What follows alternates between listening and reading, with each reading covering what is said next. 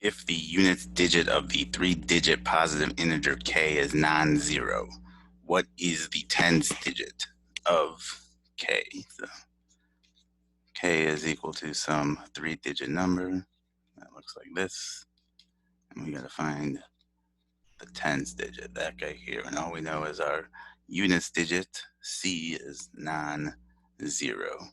Statement 1 says the tens digit of k plus 9 is 3. So what does this mean? Okay, so if our units digit is non-zero, then adding 9 is always going to push our tens digit, the next number, up. So in other words, if k, so in other words, we can think of it this way. If we subtract 9, we're going to be, our tens digit is going to be bumped down 1. So we can come up with some values for k plus 9 here. K plus 9 has to have a tens digit of 3. So we can have 137, 238, 333. All of these would work. They want to know what is the tens digit of k. So what would our values for k be? So we got to subtract 9, we get 128 here. This would be 229 here. And then we got to subtract 3 and then subtract 6, so 224 here. So it looks like in each of these cases, our tens digit for k is always going to be 2. So this guy, we can say, is sufficient.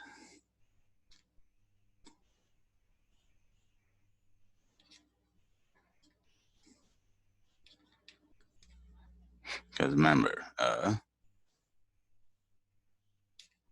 what can't we do? We can't choose a value for k plus 9 that has a units digit of 9. So if we had like 339, that would give us a k of 330, which we can't have because our units digit is non-zero. So even if we had 338, it would still take us down to 329.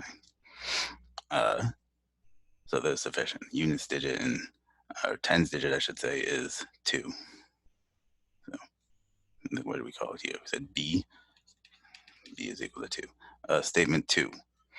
The tens digit of k plus 4 is 2. So what are some values we can have for k plus 4? And then we'll see what k is based on that. So k plus 4 could be equal to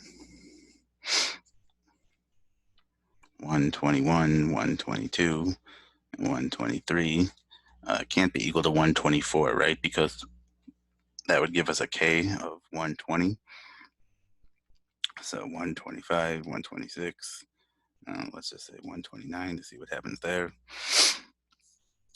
So if k plus 4 is 121, k is 117. If k plus 4 is, here we would have 121. Here we would have 122, and then here we would have 125.